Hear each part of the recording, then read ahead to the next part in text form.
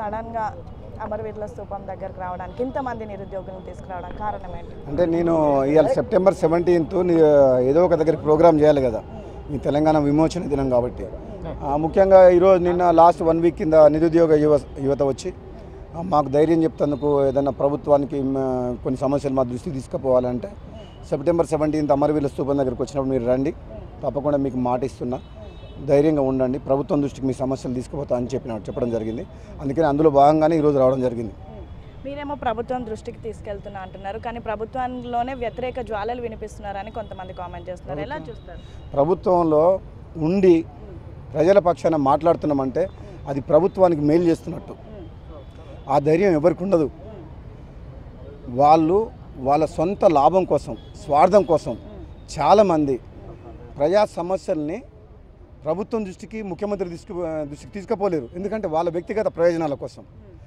నేను ఎక్కడ అవకాశం వచ్చినా ముఖ్యమంత్రి గారికి నేరుగా కలిసి బయట కూడా కొన్ని సందర్భాల్లో ఈ సమస్య ఉంది, ప్రభుత్వం దృష్టికి తీసుకుపోతా అని చెప్తున్నా. అంటే దాని అర్థం ఏంటంటే కాంగ్రెస్ పార్టీ ప్రభుత్వము, రాజగోపాల్ రెడ్డి ఏదైనా సమస్యలు వచ్చినా ముక్కుసూటిగా మాట్లాడతారు, ఉన్నట్టు మాట్లాడతారని ప్రజలకు తెలుసు.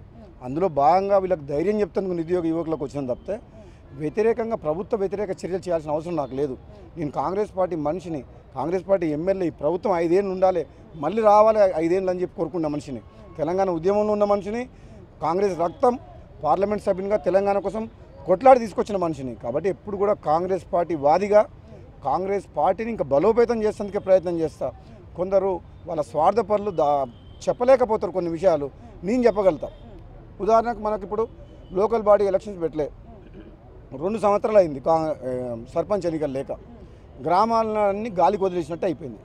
గ్రామాల్లో ప్రజలు కష్టాల్లో ఉన్నారు, కనీసం మురికి కాలువలు కూడా తీసే పరిస్థితి లేదు.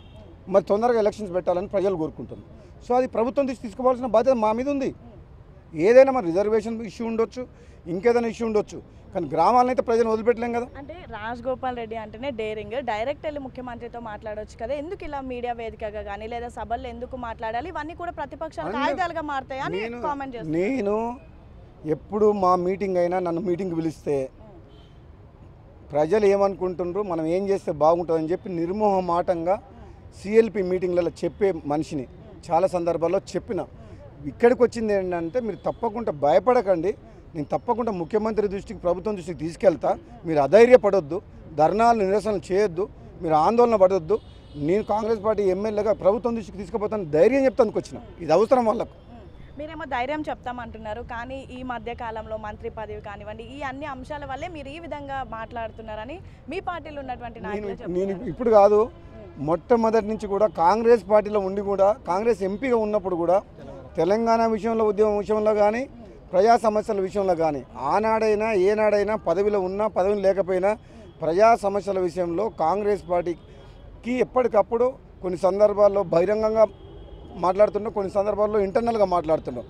అందులో దాపరికం ఏం లేదన్న అందరికీ నా గురించి బాగా తెలుసు.